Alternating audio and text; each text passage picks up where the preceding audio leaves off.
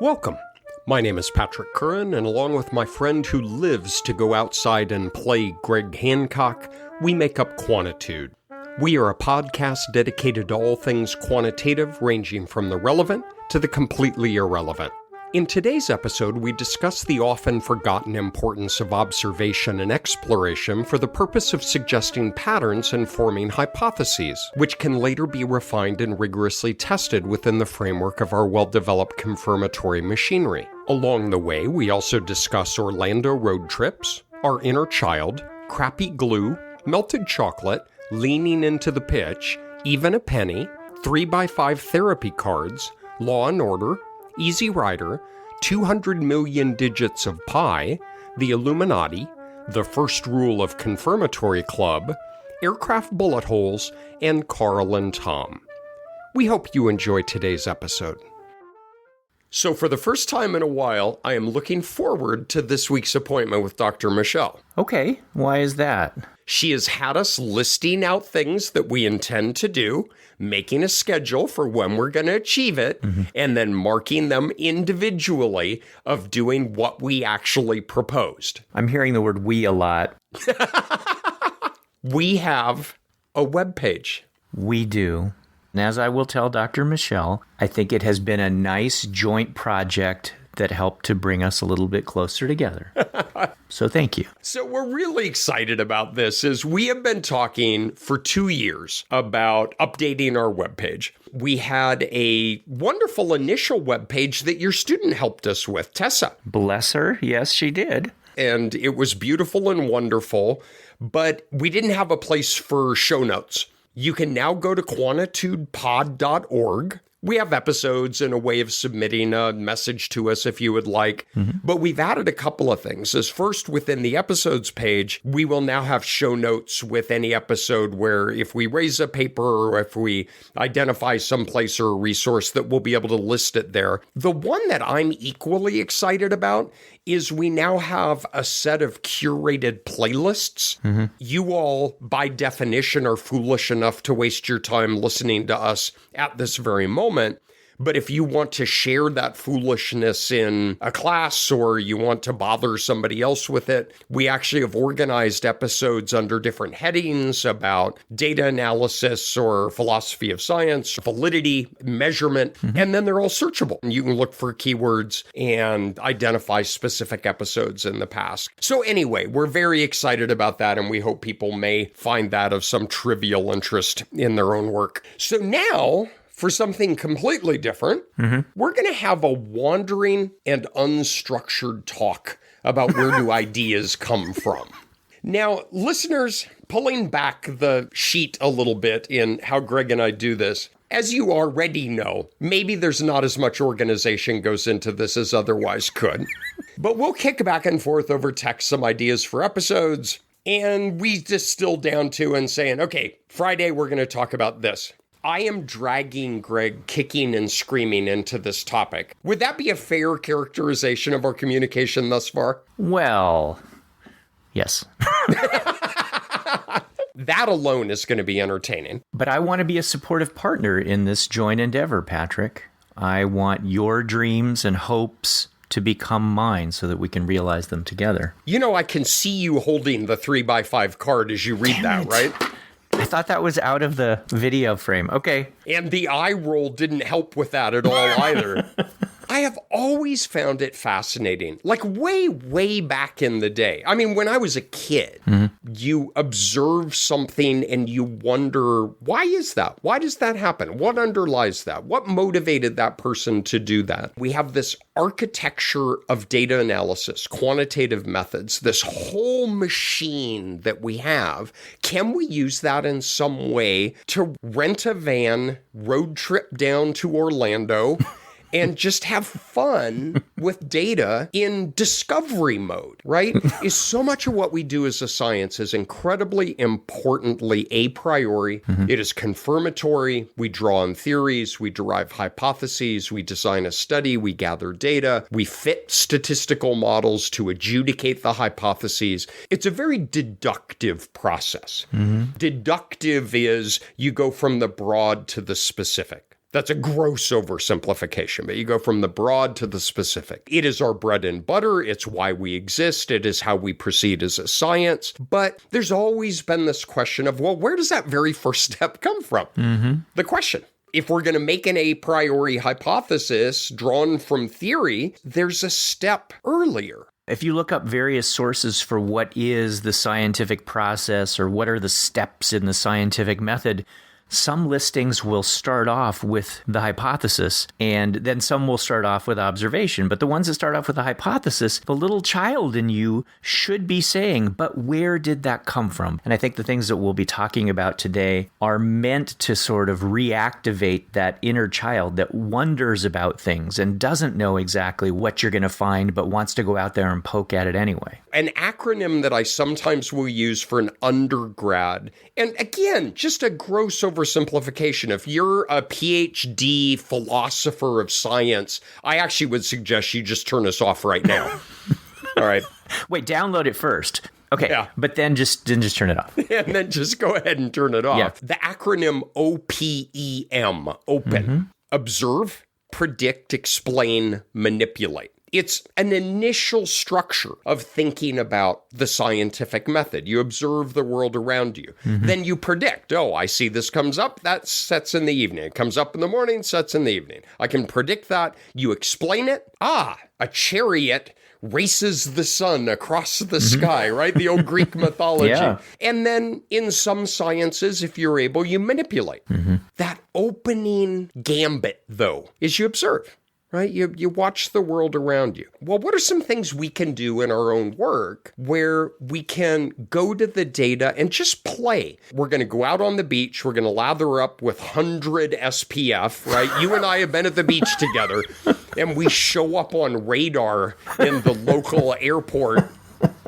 What can we do to just play and to say, I didn't know that? You had made an observation a couple of weeks ago about when you and I were teaching our workshop, and someone had such a strong visceral reaction to the idea of exploring your data a little bit to try to understand some things that are going on. We really want to say this is a very good thing and maybe help people to unlock that childlike mindset that we mentioned previously. But I thought a silly way to start is thinking about over history accidental discoveries. The Post-it note. The Post-it note was an abject failure in to develop a new glue. It would stick, but then you could just pull it right off. It was a total fail until somebody figured out, hey, we could do this with it. And that brought actually the entire structure to my own life. I live on Post-it notes. You do. Numbered and lettered, and you've got this whole hierarchy of Post-its. That's exactly right. But a total fail, a total accidental discovery. The microwave is an example of one of those, right? I only vaguely remember something about the origins of the microwave, but I remember that some guy, this was probably around World War II, the 40s or so. That's right, because they were working on radar for aircraft detection. Okay, well, you would know. That's an interest of yours, and so it becomes an interest of mine so that we could join... I see the card! You know what you need is a sticky note on your monitor. Okay. If you put it right under the camera, it can look like you're looking me in the eye while you read. Pro tip from Patrick Kern on how to fake sincerity and interest. Yeah, no, I just remember something about a chocolate bar melting in some guy's pocket, right? He was working on something else, and then he had a pocket full of wet chocolate. It's like, hey, wait a minute. That's not a bad idea. What they didn't say is the chocolate bar is, it melted. It's like, yeah, so did his testicles. But there are a whole string of these really fun ones, right? Velcro. The guy was a hiker and he would get burrs on his woolly socks. Right. And he would get back and have to pull them off. And he had an epiphany. I like the Viagra. Viagra was actually a medication for angina. And then they found this byproduct. But some are more serious. So penicillin was discovered when Fleming went out of town and came back, and the bacteria hadn't grown in the petri dishes in which there was mold. Right. So there are all these really interesting accidental discoveries. There are a lot that we forget about sometimes within our neck of the woods as well, whether that be social sciences, health sciences. Yeah. In my neck of the woods, Piaget. The developmental stages of Piaget were initially inspired by him observing his own kids. Right. And realizing that, oh, this younger one can't do this, this older one can do this. And that became this huge area of study in theoretical development. Mary Ainsworth, one of the core developers of attachment theory, was working on a research project in Uganda and was watching mothers interact with their infants and mentally started categorizing them into group A and group B and group C. And attachment theory came out of that. I like the stuff at the other end of life as well, right? Was it Elizabeth Kubler-Ross? She is known for what she came up with as the 5 stages of grief. Yeah, exactly. I think people have sort of poked at that a little bit, maybe expanded it, refined it, and so forth. But I believe that came out of tons of conversations with people who were going through those kinds of things at the end of life. You make a really good point. Ainsworth and Piaget and Kubler-Ross, as they became a focus of more rigorous and structured study, that then people began to find limitations with them. They weren't universal. Elizabeth Kubler-Ross wrote a wonderful book about this and did describe these as universal processes. Well, as they became more formally studied, they weren't universal. It depends. For example, my 5 stages are denial, anger, anger, anger, and anger. So technically, I still have 5 stages. In spite of our 3 years of therapy together. I like baseball, and I know I torture analogies, but I always think about it of like hitting a ball into play. I was never particularly good at playing baseball, and so the coach would always say, just make contact. Well, his first recommendation was lean into the pitch and just take your base. It's Stanton in the back. And immediately gets thrown out of the game. The benches are clearing. I think I had more hit by pitches than any kid on the team. His first recommendation was, Curran, take one for the team. His second one was just make contact. Yeah. And what that was is, let's just see what happens. Hit it and play. 2-2 pitch. A little pop-up. Castro out. Second baseman, and it drops. And 2 runs are going to score, and the A's are going to win it. Unbelievable. Just make contact, and then we'll play it out. I'm not really patient when people really go after Piaget, because he was just making contact. And it's very easy to talk about these in the context of things that feel anthropological, sitting yourself among the people that you wish to study. And you and I are in no way qualitative methodologists. We don't know enough to say anything intelligent about qualitative methodologies. Not that that would stop us from saying stuff, right? To be clear. And people would point that out on Twitter. They would, and send us DMs and other nastygrams. Again, we are making zero statement about the confirmatory mode that our science exists in right now. That's why we exist. That's how we progress. I just want to be unambiguously clear about that. But it goes back to that story we raised about the student just being fundamentally uncomfortable in dropping 2 items and rerunning the EFA because it goes against everything she was taught. What I just miss, I think, in our field is that mindset that you don't have to have a theory and an a priori hypothesis to do really important, novel, generative work. We have this opportunity to really go out in the backyard and play. I did my grad work at Arizona State University 122 years ago. And there was a social psychologist there at the time, and he spent his whole career there, but his name was Bob Cialdini. All right, you ready for this? Yeah. This will be in the show notes. I had the honor of taking a class from him, and he is absolutely remarkable. He actually wrote a very famous book. If you want to manipulate people, it's a remarkable text. The title is just called Influence. I cannot recommend this more highly enough. It's a book that is dedicated to bringing in psychological principles to explain how people manipulate you, how you are influenced. This entire body of work. And he told this story very briefly. He was in his house. He was sitting on the couch.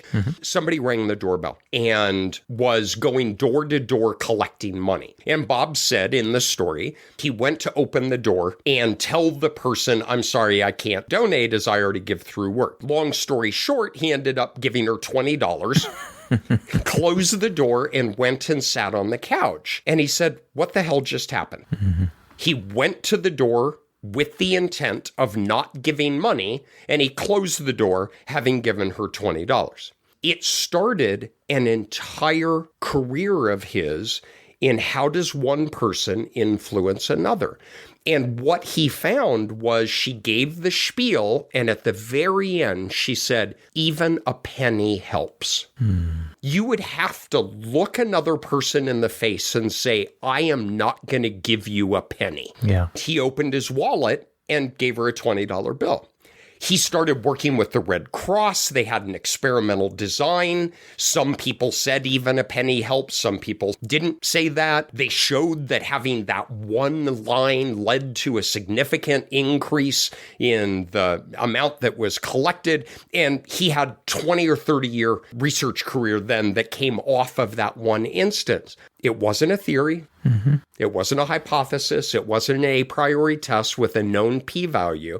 It was a young woman collecting from door to door. As Greg so aptly points out, we'd be pretty hard-pressed to find two people who know less about qualitative research methods than we do. And we're not even going to pretend to go into that. There's a whole field that does this kind of work, of qualitative work, mixed methods work, focus groups, observations, thematic analyses. There's an entire field of qualitative data analysis out there that we should loop somebody in to talk about here who does know something, because it's absolutely fascinating work. And to be clear, you and I have a tremendous respect for that. Absolutely. A lot of times people will set up some kind of sharks in the jets about this whole qualitative, quantitative thing.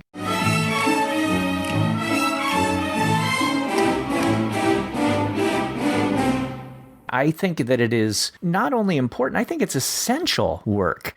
I think it can be done extraordinarily well, and I think it informs a lot of the things that we do. It often is the hitting the ball into play before some of the things that we wind up doing. And I think in so many ways, it's a lot harder than some of the stuff that we do.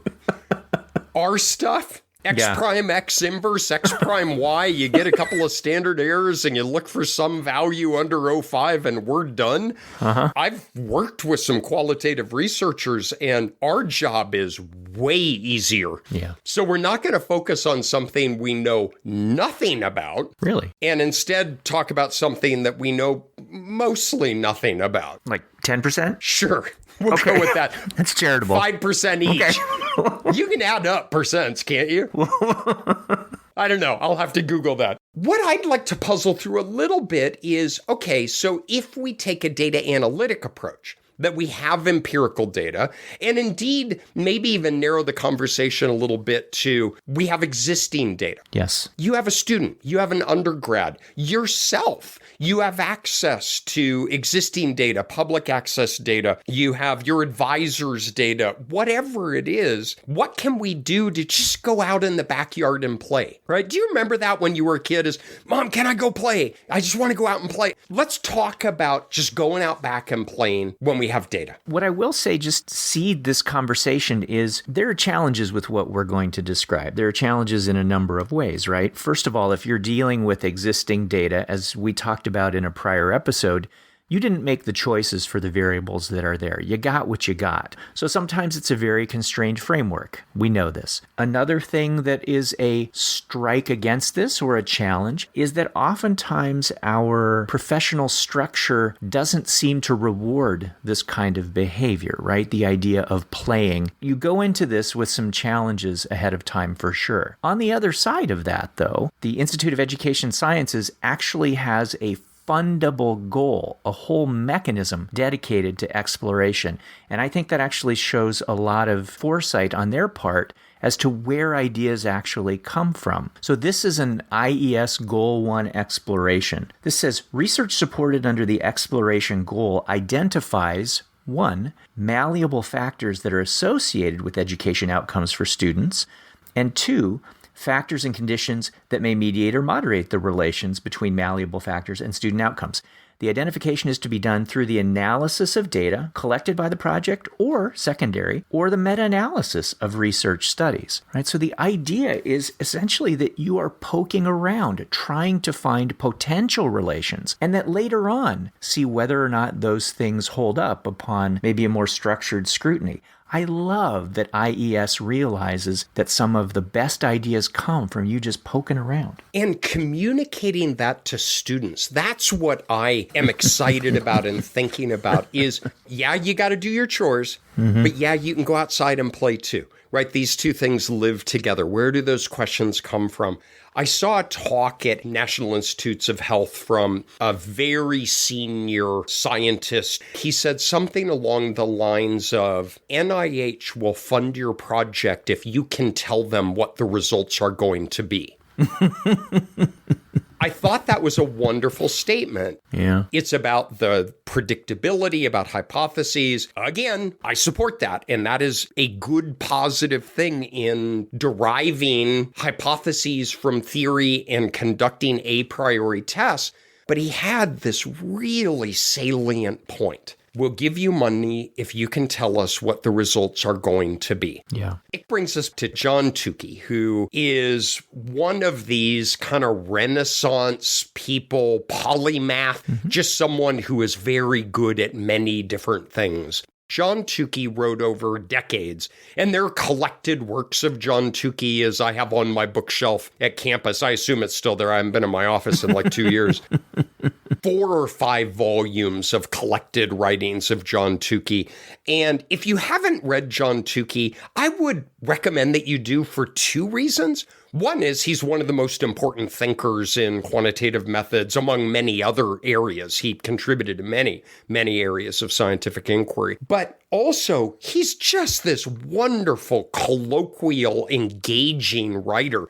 Like, you laugh out loud sometimes at things that he has written. He'll use all caps. He'll use exclamation points. He'll tell a story about something. He's incredibly engaging. Yeah. He is often identified as the founder of what has become to be known as exploratory data analysis, or EDA. So he's coming out of the 50s and 60s. There was a big emphasis on the Fisherian legacy, Neiman-Pearson, alpha levels, type 1, type 2 error. I mean, that was like a huge amount of work was going on in the 50s, 60s, 70s of really focusing on an inferential frequentist hypothesis testing framework. And he never undermined that. He never said we shouldn't be doing this. But what he did say is we can complement this. We can augment this. His big thing was EDA, and then what he called confirmatory data analysis, CDA, lived together. You can't have one without the other. It was symbiotic. He said that there are 3 core foundations that underlie EDA. One is an attitude, one is flexibility, and one is a stack of graph paper. The biggest issue that he pushed with EDA was that first one, and that was an attitude. Yeah. Exploratory data analysis is not a bulleted list of techniques. It is an attitude.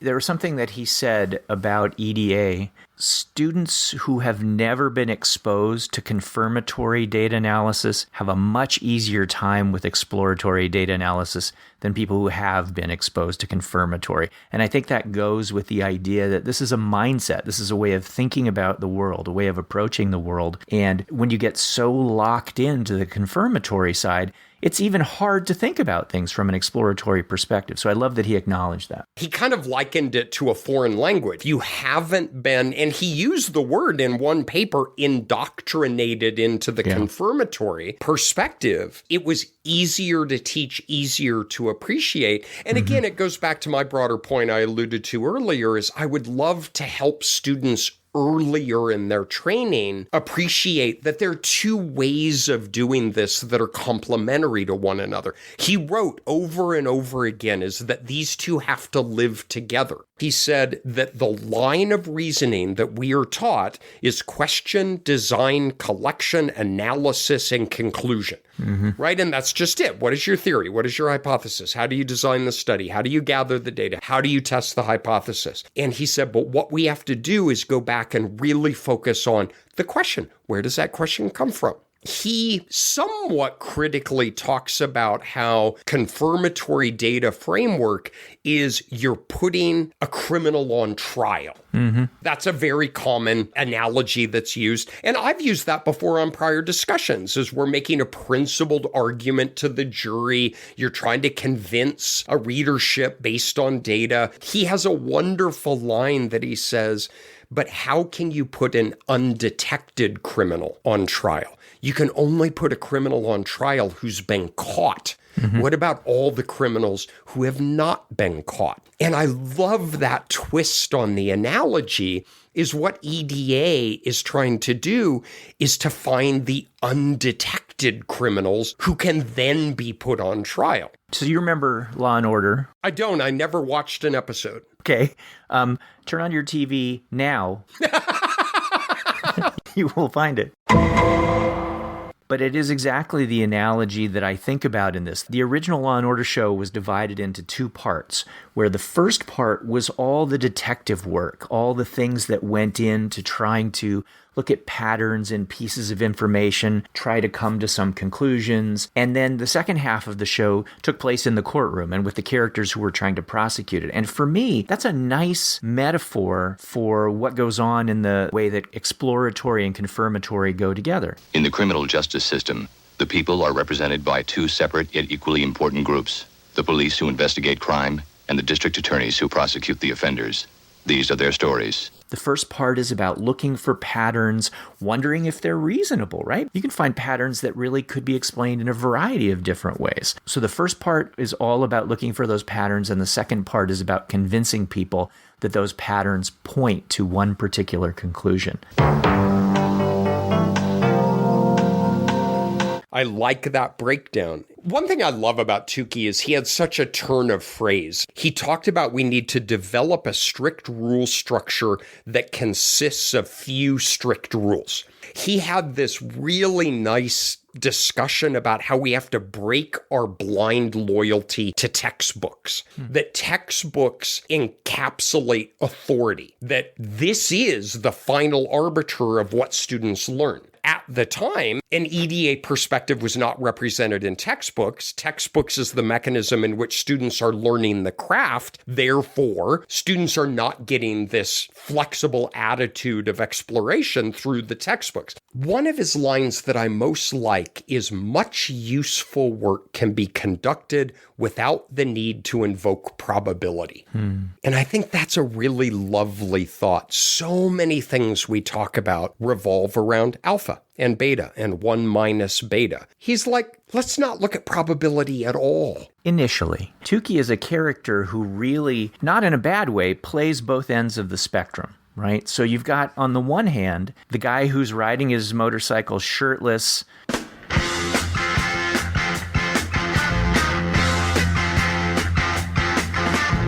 That's one side of him. But the other side is the side that actually probably more people out there know him from, and that is from Tukey's Test.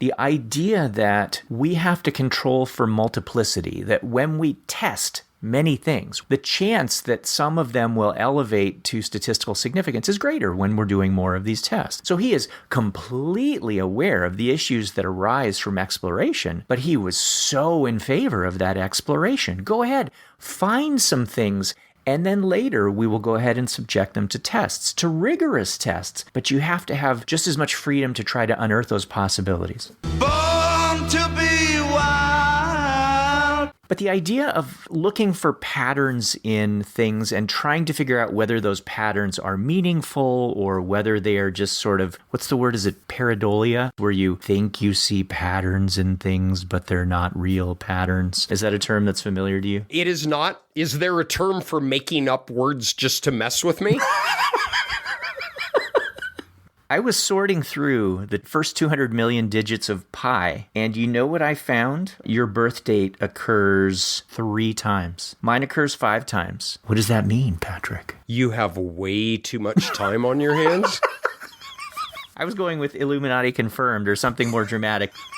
Your answer means that you don't think that's a real thing. Maybe it's just a random phenomenon that occurred. This is what we have to do when we go through data. We look for patterns, and they are patterns because they're meaningful to us, because we bring some frame of reference that defines what an actual pattern is. Any sequence of heads and tails flips is a pattern. So we look through data and we try to find patterns. And those are patterns that resonate with us in the context of things that we believe, or things that we can start to make sense of, or things that we can start to offer simpler explanations for. You and I, even though we tend to operate in primarily a confirmatory world, you and I have a ton of tools at our disposal that are extremely exploratory, and we use them very often. And another one of Tukey's turn of the phrases that I loved is confirmation is repetition.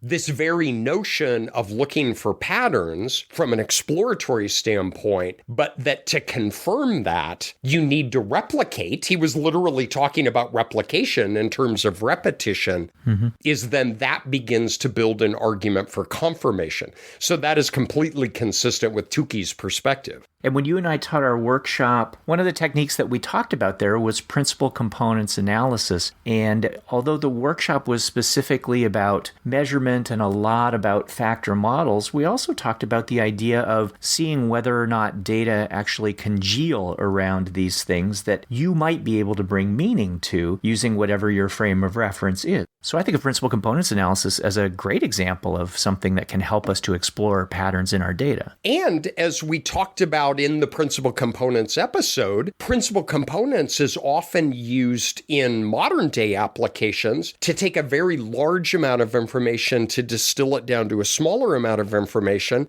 so that you can take it to machine learning like applications to algorithmically look at patterns. Yeah, there's a topic we know a lot about. I'll add it to the list. Where's my yellow sticky? It involves machines and learning and stuff. The system goes online on August 4th, 1997. Human decisions are removed from strategic defense. Skynet begins to learn at a geometric rate. It becomes self-aware at 2:14 a.m. Eastern Time, August 29th. Principal components analysis explores your data specifically in the context of patterns of correlations and making linear composites. When you move into machine learning, which again is a huge bucket that has lots of things in it, but if you think about things like classification and regression trees, the idea that you're looking for combinations of your variables that are associated with particular outcomes, and those combinations are things that are suggested by your data. You might try to put specific mechanisms in place for you to avoid overfitting and maybe making a little bit too much out of it, but fundamentally it is using the patterns in your data to try to explain what's going on. And I love that. I'll be back. And I'm sorry to keep going back to Tukey, but again, he talked about pattern recognition as well as talking about the importance of finding these patterns. And then as you highlight, he was also a card-carrying member of the Confirmatory Club. Oh, yes. The first rule of Fight Club is you do not talk about Fight Club. The second rule of Fight Club is you do not talk about Fight Club. Oh, hardcore. Yeah. And saying once you found these observationally from an exploratory mode, then confirming these in a frequentist inferential a priori way was the critical next step. It's interesting that that part of the pendulum is swinging back with machine learning in terms of exploration, but there are also many ways that are not machine learning based, that we can take our existing data and just play with it, graph it, plot it, subset it, because there's not this void between confirmatory and high-end machine learning. I start getting tired of people saying, well, the Netflix model. Right. There is no such thing statistically as a Netflix model. We don't have 10 million data points to determine that if I like the good, bad, and the ugly, I'm probably going to like Fistful of Dollars and for a few dollars more. But what we're talking about here is you have 300 observations, or you have several independent data sets that you could merge into one to look at subsets of cases or data smoothers or principal components where you build a measurement model that you didn't anticipate existing. When I talk to students, I think they see out beyond the horizon these pattern recognition, subset regressions, learning trees, but they see that as something that you need a million cases. And I think what we're in part arguing here is more in the ghost of Tukey. You can have 200 observations. And you can look at these data from an EDA-like way, because never forget Tukey's first tenet, which is attitude. You know, another technique that I like a lot that I think of as exploratory is cluster analysis, good old-fashioned cluster analysis, where you imagine all of your data points, whether they're on a sheet of paper in 2 dimensions or they're floating in a 3-dimensional space or heck, a p-dimensional space. The idea of looking at that, walking around it and saying, you know, these 2 points over here are really close to each other. Maybe we can think of them as belonging to some group, some cluster. And you know what? These points over here are kind of close. Let me put those 2 together as well. The idea of exploring the patterns of proximity in your data and seeing whether or not, A, you can group them in any kind of way, and B, ultimately whether or not there's meaning associated with those groupings. I love that as a technique. And it's that part B that I think is so much fun. Whether it be cluster analysis and old school k-means clustering and their centroid methods, and they're very algorithmically based and very, very clever in how they're done. And then the next generation of those are variations in mixture models and latent profile analysis and latent class analysis. There's a whole architecture out there. We have an episode on that involves Sir Mix-a-Lot, I think. Baby got back. That's right.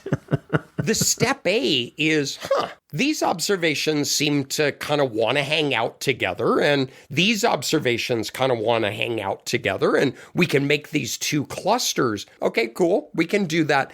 Step B is go look at the other information that you have on those to see, do they differ in other kinds of characteristics? Like, oh, I didn't know. Look at this. They have these characteristics or that characteristic. But here's another thing. Do that with variables that you may have in the data file, but are there extant data that you might have about those that could also be brought to bear? Again, 122 years ago when I was in grad school, I was really interested in resiliency. That is, kids that were exposed to every risk factor that would lead them to poor school performance, drug and alcohol use, aggression and delinquency, but they were flourishing. And I remember a very long time ago, I subset out kids who were children of parents who were diagnosed with alcoholism, whose parents were actively drinking, whose parents had an antisocial personality diagnosis or a major affective disorder diagnosis. I pulled those kids and then I subsetted just manually in a do-if-then loop those kids who fell under those risk factors but were not reporting drug use themselves, who were not reporting depression and anxiety themselves. And I narrowed it down to 8 or 10 kids. And I went and I pulled their files from the file cabinet, because keep in mind, this was 122 years ago, and just looked at the interviewer's notes on these kids. Is there something about them that is not even necessarily numerically coded into the data file, but why are these kids succeeding when for every reason they shouldn't be. That's a great example. And I think one of the most powerful forms of exploratory processes that we have, it's rooted in the idea that it depends. It is essentially what machine learning is trying to do in the sense of finding interesting combinations of variables that help you to differentiate among subgroups. What makes these people unusual? Here are these characteristics that set them apart jointly. We go into so many of these things looking for that one-size-fits-all model. But when you have access to these large data sets, you can say, well, what if I divide my kids up into those who've identified as male, those who have identified as female? Is that a meaningful thing to do? Is that useful? Are the findings here different across those groups? What if I divide those further based on some other meaningful characteristics, whether or not they come from a two-parent household or a one-parent household? You can start to drill down and understand the patterns of things, even if you don't have a priori hypotheses. And you know what? What you might think you find in the end could absolutely be just some random phenomenon, something that is particular to the vagaries of the data that you have. But you won't know that unless you start poking around in there, unless you start, as you say, subsetting and drilling down and seeing whether or not certain patterns appear to emerge that you can subject to further testing later. Why, yes, I do have an anecdote about that involves an airplane. Thank you for asking. Yes, it is about this time in every episode when... This is not apocryphal. You can actually find photos of this online. During World War II, B-17s, which were the high-altitude bomber at the time, would come back from missions, and there was an incredibly high loss of planes. I mean, it was terrifying of how many aircraft they were losing. They wanted to put armor on the aircraft, but you can't armor the entire aircraft because it's too heavy to take off. So some of the guys in the shop put a silhouette of the plane, top, bottom, left, right. And over time, they put little red X's where bullet holes appeared on the aircraft that landed. Over a matter of weeks, they covered these silhouettes with little red X's. And then where did they put the armor? Well, they put the armor where the little red X's were not. And the reason was those were the planes that didn't come back. It was looking for that pattern. It was looking to the data. It was looking at the empirical distribution of bullet holes. The aircraft that returned where there was a bullet hole meant that it was able to return with that bullet hole. It was the ones that didn't that were the important ones. And I just love that as an anecdote of looking for these patterns. That's not dissimilar to me trying to handpick the kids who were flourishing when for every reason they shouldn't have. There is a direct line and parallel analogy of those are almost the aircraft coming back that are riddled with bullet holes but land safely. After I've taken a moment to bask in the beauty of your anecdote, I'd like to return back for just a moment to something that you mentioned earlier, and that is mixture models. We had a whole episode, as you said, that delved into mixture models, so that's fine. One thing that we said earlier back in a factor analysis episode, and we also reiterated it in our mixture episode, is that mixture models were intended to be used in a very confirmatory kind of way. The statistics of them are dependent upon you having some a priori belief about the number of classes and assessing whether or not that's the case. However, how do people use it in practice? The way people often use it, and in fact it's a whole literature, has to do with class enumeration, where you use this technique that was designed to be confirmatory, and you ask yourself things like, well, which one fits better? 1 class, 2 class, 3 class, 4 class, 5 class, and you try these different things. You identify through some criteria, which are themselves not without controversy, but you identify through some criteria which number of classes you are going to choose, and then you try to bring meaning to what those classes represent.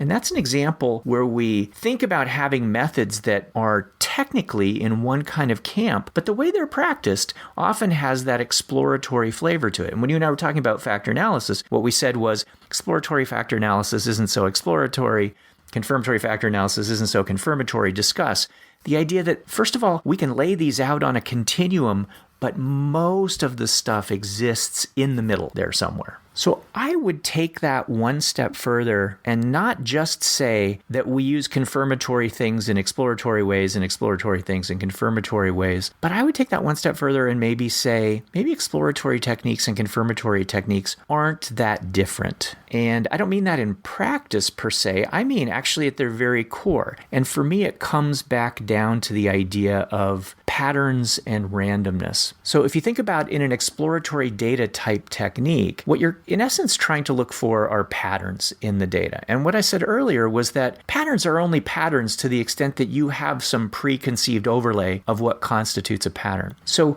I look at the digits of pi and something pops at you, but something only pops at you because you have that framework. In other words, you go into it with an expectation of randomness, and then you see something that looks like it's non-random. So you have this internal meter that tries to gauge whether or not something is so different from what you would expect randomly for you to say, that's something that might be worthy of further attention. So in exploratory data analysis, what I would say is a lot of what we do is try to identify something that looks like it deviates from randomness. And that's what led us to identify that as a pattern. In confirmatory, we also try to compare something to what we would expect to occur under randomness. It's just that it's a pattern that we come to the table with a priori. So I would say in exploratory data analysis and confirmatory data analysis, it really is comparing some pattern against randomness. It's just that in exploratory, we're not really caught up in p-values. We're caught up in trying to identify those patterns that distinguish themselves from randomness through our eyes. Whereas in confirmatory, we're trying to essentially attach a p-value or some assessment using randomness as a frame of reference to see whether or not the pattern that we are testing that we came up with a priori has a statistically significant amount of misfit compared to that random framework. So I think exploratory and confirmatory actually aren't that different. And I think that's a really nice modern conceptualization of Tukey's belief that these two live together, that they are intimately linked. So much of his early work was fighting against the indoctrination of textbooks that this is the only way that it can be done, and saying, whoa, I'm one of the leaders in the field of confirmatory analysis and probabilistic inference, but there's also this other thing at the same time and how it can be used. Tying back also to that notion that exploration and induction is an attitude, we can't give a laundry list of things that you can do to explore your data, right? As Tukey said over and over again, EDA is not a set of techniques. And people would write and say, here are the 5 methods of EDA. And Tukey really pushed back on that. It is not a set of methods. It's a mindset. It's a philosophy. It's an attitude. And so in that way, think about all the fun ways that you could play with your data. Greg Gray's cluster analysis, K-means cluster analysis, mixture modeling. Think about a smoother within a bivariate data plot. I love these. And some in programs, they have dynamic smoothers. So picture a simple XY bivariate data plot. Well, a smoother is it runs sometimes what's called a kernel density or a low S line, but you can move the bar up and down and it makes it increasingly and less sensitive to the characteristics of the data. And instead of fitting a line to a bivariate plot, which is a regression coefficient or a correlation coefficient, you allow the data to govern it and you move that smoother up and down and it bends as it goes through the data. Well, there's some unexpected nonlinearity that might hold, and maybe a nonlinearity that only holds within one part of that plot. Picture in your mind's eye a line that has some positive increasing slope, and then at one point in the distribution, it actually dips down a little bit and then dips back up. Well, you can see that in these dynamic smoothers. I love getting residuals. Get case-based estimates of residuals. You can get these in regression. You can get these in SEM. You can get residuals at the level of the observation, but you can also get residuals at the level of the covariance matrix. Where is your model doing a good job in replicating variances and covariances and means? And where's your model doing a poor job? Read them out, plot them, do box plots, do histograms. We've actually written a couple of papers, fit a growth model and get individual estimates of the starting point and rate of change. This is another one where we teach it one way and then we criticize students for explaining it back to us in the way that we teach it. I love this job. I just love it. I myself teach growth modeling as each individual has a starting point and each individual has a rate of change. No, they don't. Not in an MLM or an SEM growth model. Those don't exist in the estimation of the model. That's right. We get the variances of the intercepts. We get the variances of the slopes and the means and the covariance between the two. But in the mechanisms that fits those growth models, those individual trajectories never exist. Now, we can use the parameters from the model to obtain an estimate of those. We can get empirical Bayes estimates. We can get ordinary least squares estimates. But get your intercepts and slopes and go look at them. We can make what Ragosa called spaghetti plots because it looks like you drop a box of spaghetti on the floor. Get all those individual trajectories. Identify half a dozen that are not like the others, right? It's just we never get out of Sesame Street. One of these things is not like the other. One of these things is not like the others. Flag the 6 observations that seem to be not playing well with the others and go look at their data. All of these are in the spirit of Tukey's attitude is, dude, you've got an hour before dinner. Go outside and play. So now think about the assignments that you give to your students, right? I assume that in a lot of your classes, you will have projects that they will do, data sets from which they will try models of different types. I mean, it's very common that in methodological courses, especially upper-level methodological courses, that students will have to get their hands dirty, even though the analyses that we are typically teaching students in those classes fall much more in a very structured and confirmatory type of framework. I think it's a nice little addendum to ask people, what did you learn? What did you find in the data that you didn't expect? What if you poke around a little bit? Where are you finding maybe that this model isn't working quite well? Or where is there some unexpected relation? I think there are things that we can do in our own classes that try to teach students along the way, in parallel with the confirmatory things, ways to continue to think like a kid, to look for things that are surprising rather than always locking into these confirmatory mindsets. In the spirit of me being a congenital hypocrite, I have never done that. Okay. Everything is a priori. Everything are the tests. Show me the LRTs. Show me the chi-square difference tests. Adjust for multiple testing. I will occasionally build in an Easter egg. Right. If I'm doing outlier analysis, you got to find the aberrant case. But I'm as guilty as anyone. In my opinion, there are 2 books that are required reading if you're going into any field of science, especially in academia. The first is called Straight Man by Richard Russo. This is one of the funniest books I've ever read in my life. It is laugh out loud. You will lay in bed next to your partner and laugh and wake them up. And it is a book about academics. It is required reading for anyone going into academia. The other is Thomas Kuhn's The Structure of Scientific Revolutions. It's hard to raise this when we're looking at, we've already recorded 90 minutes that are going to have to be cut down to 55 minutes and saying, oh, I want to make a quick comment about Thomas Kuhn is bad. We could have an entire episode talking about this. I think this is one of the most important books in our field in thinking about the purpose of science, the progress of science. He is one who early on coined the notion of a paradigm shift. I have a collected letters of correspondence between Thomas Kuhn and Karl Popper, and It is absolutely fascinating to hear these 2 guys go back and forth about philosophy of science issues. Coon is not in your backyard or in Frank's backyard, though. You have Popper, but not Coon. Is that correct? No, Coon is next to Popper. Coon, okay. Oh, they nice. just bicker endlessly. Yeah, I put them together so that they could keep each other company. That's cute. Oh, I'm going to bed at night and I just hear bicker, bicker, bicker as they... Carl, keep it down. Some of us have to get up in the morning.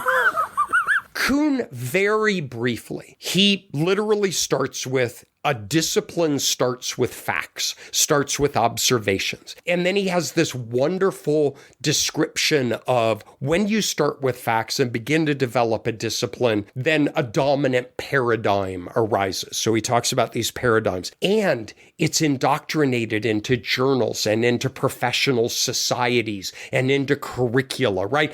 I mean, again, as if you do this stuff for a living, I can't recommend this book more strongly as he talks about the development of these disciplines. And then out of that, what he calls a normal science develops. And he talks about how people can make careers out of what he refers to as mopping up. So there are these facts, a paradigm, there are these unresolved issues, and he talks about mopping up. But then the pivot comes that I love is anomalies start to arise. So as your science gets better and better and knows more and more about itself, there are little things that start to pop up that can't be explained by that dominant paradigm. And he talks about those as anomalies. And it starts putting pressure on the paradigm because these little things are not consistent with the paradigm. And then he talks about how they can be ignored, but at some point they can't be ignored. Well, then they can be explained away. Well, at some point they can't be explained away. And it puts pressure and pressure and pressure. And he talks about crisis as the essential tension of science, right? Is that these anomalies induce crisis, crisis induces this tension. And then at some point there is, and the term he uses is the paradigm shift. The paradigm can't account for the anomaly anymore.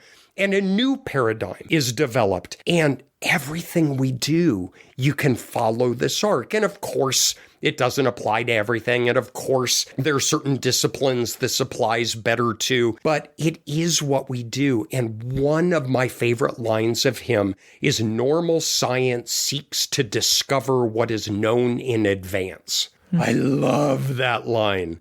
Seeks to discover what is known in advance. And what he argues for is identifying these anomalies and respecting these anomalies. It just is a nice philosophical wrapper, I think, to all of this, is how these things naturally live together. And that we should just be aware of it and embrace it and encourage it in our students.